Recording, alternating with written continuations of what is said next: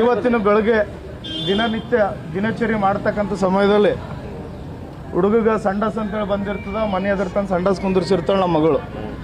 ಕುಂತಿರ್ತಕ್ಕಂಥ ಸಮಯದಲ್ಲಿ SRN ಮೈತಾ school bus driver ತನ್ನ ನಿರ್ಲಕ್ಷ್ಯತನದಿಂದ ಆತುರಕತೆಯಿಂದ bus ಆ ಹುಡುಗನ ಮೇಲೆ ಆರಿಸಿರ್ತಕ್ಕಂಥ ಸಮಯದಲ್ಲಿ ಹುಡುಗ ಅಲ್ಲಿ ಬಿದ್ದು ಒದ್ದಾಡ್ತಕ್ಕಂಥ ಒಂದು ಸಮಯದಾಗ ನಾವು ಹುಡುಗಗೆ ತೊಗೊಂಡ್ಕಿಂದು ಬಂದಿಲ್ಲ ಹಾಸ್ಪಿಟಲ್ಗೆ ಅಡ್ಮಿಟ್ ಮಾಡಿರ್ತೀವಿ. ಹಾಸ್ಪಿಟಲ್ಗೆ ಅಡ್ಮಿಟ್ ಮಾಡಿದ ಮ್ಯಾಗ ನಮಗೆ ಗೊತ್ತಿಲ್ಲ ಹಾಸ್ಪಿಟಲ್ ಸಿಬ್ಬಂದಿಗಳಿಂದ ಹುಡುಗ ತೀರ್ಕೊಂಡನ್ರಿ ಅಂತೇಳಿ.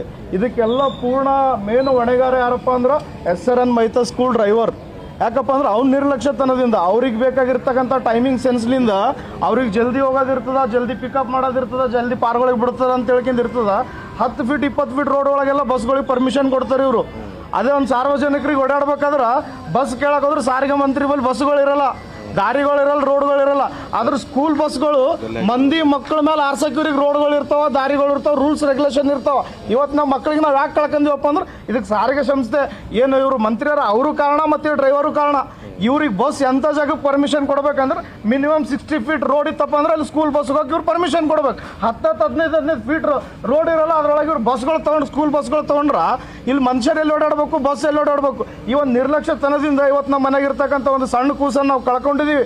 ದಯಮಾಡಿ ಇದಕ್ಕೆ ಇಲ್ರಿ ಇಲ್ಲಿ ನಮ್ಮ ಹುಡುಗ ಏನದ ಮನೆಗಿದ್ದನ್ರಿ, ಇಲ್ಲಿ ನಮ್ಮ ಹುಡುಗ ಮನೆಗಿದ್ದೀನಿ. ಯಾವ ಸ್ಕೂಲಿಗೆ ಹೋಗ್ತಿದ್ದಿಲ್ರಿ, ಅವ್ರ ತಂದೆಯವ್ರು ಅಲ್ಲಿ ಸ್ಕೂಲಿಗೆ ಹಾಕಿದ್ರು, ಅಲ್ಲಿ ಸ್ಕೂಲಿಗೆ ಹೋಗ್ತಿದ್ದೀನಿ. ಫುಲ್ ರ್ಯಾಶ್ ಆಗಿ ಬರ್ತಾವ ಸರ್. ಹಿಂಗ ಸ್ಕೂಲಿಗೆ ಬಸ್ಗಳಿಗೆ ಹುಡುಗರಿಗೆ ಪಿಕಪ್ ಮಾಡಬೇಕಾದ್ರ ಒಂದು ಮಗುವಿಗೆ ಮಿನಿಮಮ್ ಬಸ್ ಏರ್ಬೇಕಾದ್ರೆ 5 ನಿಮಿಷ ಟೈಮ್ ಬೇಕು. ಬಸ್ನಾಗ ಹತ್ಬೇಕಾದ್ರೆ 5 ನಿಮಿಷ ಟೈಮ್ ಬೇಕು. ಇವ್ರು ಬಲ್ಲಿ ಎವ್ರಿ ಡೇ ಸರ್ ನಾವು ಪ್ರತಿಯೊಂದು ಸರಿ ಹೇಳ್ತೀವಿ ಸರ್, ಇಲ್ಲಿ ರೋಡ್ ಬರೋಬರ್ ಇಲ್ರಿ, ಇಲ್ಲಿ ರ್ಯಾಶ್ ಆಗಿ ತರಬೇಡ್ರಿ ಅಂತ ಹೇಳ್ತೀವಿ. ಅಂದ್ರೂ ಕೇಳಂಗಿಲ್ಲ ಸರ್ ಯಾರು. ಈ SRN ಮೈತದವ್ರದಾರ ಭಾಳ ಓವರ್ ಆಗಿಬಿಟ್ಟದ ಸರ್, ಇದು ಭಾಳ ಓವರ್ ಆಗಿಬಿಟ್ಟದ್ರಿ ಇದು. ನನ್ನ ಹೆಸರು ಗುಂಡೇಶ್ ಶಿವನೂರ್ ರೀ. ಈಗ ತೀರ್ಕೊಂಡಿರ್ತಕ್ಕಂಥ ಹುಡುಗಂದು ನಾ ತಾತ ರೀ ಸರ್.